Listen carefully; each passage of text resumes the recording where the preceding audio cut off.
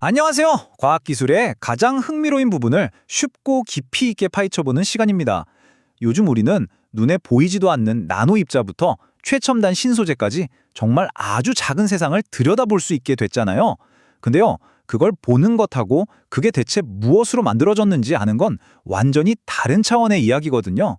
오늘은 바로 그 비밀을 풀어주는 기술에 대해 알아보겠습니다. 네, 바로 이 질문이 오늘 우리가 풀어갈 이야기의 시작점입니다. 생각해보세요. 아무리 비싸고 성능 좋은 현미경으로 선명한 이미지를 딱 얻었다 해도 그 구성 성분을 모른다면 그건 그냥 반쪽짜리 정보일 뿐이겠죠? 이 정체불명의 성분을 밝혀내는 게 왜 중요하고 또 어떤 원리로 가능한 건지 지금부터 한번 제대로 파헤쳐보겠습니다. 자, 우리 이야기의 주인공을 소개해 드릴게요. 이름은 좀 길어요. X선 에너지 분산 분광기. 줄여서 X2RS라고 부를 건데요. 이 장비가 바로 그 미세한 물질의 정체를 속속들이 밝혀내는 뭐랄까 원소 탐정 같은 역할을 합니다. XEDS의 원리가 뭐냐? 이게 아주 기발해요. 전자빔을 시료에 탕 하고 쏘는 거예요. 그러면 그 안에 있던 원소들이 깜짝 놀라서 저마다 고유한 비명, 그러니까 X선을 방출하는 거죠. 그럼 XEDS는 귀를 쫑긋 세우고 있다가 이 비명 소리는 철인데? 이건 규소 목소리네? 하고 딱 알아맞히는 거예요. 원소마다 이 X선 에너지, 그러니까 비명 소리가 다 다르거든요. 사람 지문처럼요. 그래서 아주 정확하게 누군지 식별할 수 있는 겁니다.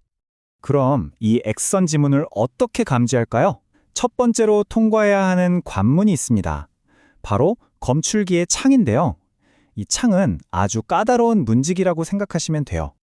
여기서 진짜 흥미로운 점은요. 이 창이 그냥 단순한 보호막이 아니라는 거예요. 마치 유명한 클럽의 문지기처럼 어떤 X선은 통과시키고 다른 건 가차없이 막아버리는 필터 역할을 하거든요. 특히 리튬이나 베릴륨처럼 요즘 배터리나 신소재에서 정말 중요한 가벼운 원소들은 아주 약한 X선 신호를 보내요. 근데 이 창이 너무 두꺼우면 그 소중한 신호가 검출기에 닿기도 전에 그냥 사라져버리는 거죠. 그래서 이 창은 크게 두 종류로 나뉩니다. 창이 아예 없거나 아니면 아주 얇은 초박막 창은 가벼운 원소의 작은 속삭임까지 들을 수 있을 만큼 민감해요. 하지만 그만큼 예민해서 오염에 취약하니까 초고진공 같은 아주 특별한 관리가 필요하죠. 반면에 더 흔하게 쓰는 표준 베릴륨 창은 튼튼하고 사용하기 편한 대신 아쉽게도 가벼운 원소들의 신호는 대부분 막아버립니다. 결국 민감도를 택할 거냐 안정성을 택할 거냐 이 사이의 트레이드오프인 셈이에요. 이 그래프를 보시면 그 차이가 한눈에 딱 들어오죠. 가로축에서 왼쪽으로 갈수록 가벼운 원소, 오른쪽으로 갈수록 무거운 원소라고 보시면 되고요. 세로축은 얼마나 잘 감지하는지를 보여주는 효율이에요. 보세요. 표준창은 가벼운 원소 쪽에서 효율이 뚝 떨어지는 게 보이죠? 반면에 초박막창, 즉 UTO는 이 낮은 에너지 영역에서도 훨씬 높은 효율을 보여주고 있습니다. 내가 분석하려는 물질에 가벼운 원소가 들어있을 것 같다? 그럼 어떤 창을 골라야 할지 이제 명확해지죠? 자, X선이 무사히 까다로운 창을 통과했습니다. 이제 드디어 실제 측정이 일어나는 곳, 바로 검출기의 심장부인 크리스탈의 세계로 한번 들어가 보겠습니다. 검출기 안에는요, 아주 특별한 실리콘 크리스탈이 들어있어요. X선 광자 딱 하나가 이 크리스탈에 부딪히잖아요. 그럼 그 에너지 크기에 딱 맞는 전기 신호를 만들어냅니다. 비유하자면 동전 하나를 자판기에 넣었을 때 정확히 그 가격에 해당하는 음료수 버튼에만 불이 탁 켜지는 것과 같아요. 이 전기 신호의 크기를 재서 방금 들어온 X선 에너지는 얼마구나 하고 정확히 알려주는 거죠. 이 크리스탈 검출기에도 세대 차이가 있습니다. 예전에 CILI 검출기는요. 제대로 작동시키려면 액체 질소로 영하 196도까지 꽁꽁 얼려야 하는 번거로움이 있었어요. 하지만 최신 SDD 검출기는 작은 냉각 장치만으로도 충분하고 훨씬 더 많은 X선 신호를 눈 깜짝할 사이에 처리할 수 있게 됐죠. 덕분에 반도체 공정에서 불량을 실시간으로 찾아내는 것처럼 아주 빠른 분석이 가능해진 겁니다. 자, 이제 부품들도 대충 살펴봤으니까 이 검출기의 성능을 어떻게 평가하는지 알아봐야겠죠. 과연 좋은 원소 탐정이 되려면 어떤 조건을 갖춰야 할까요?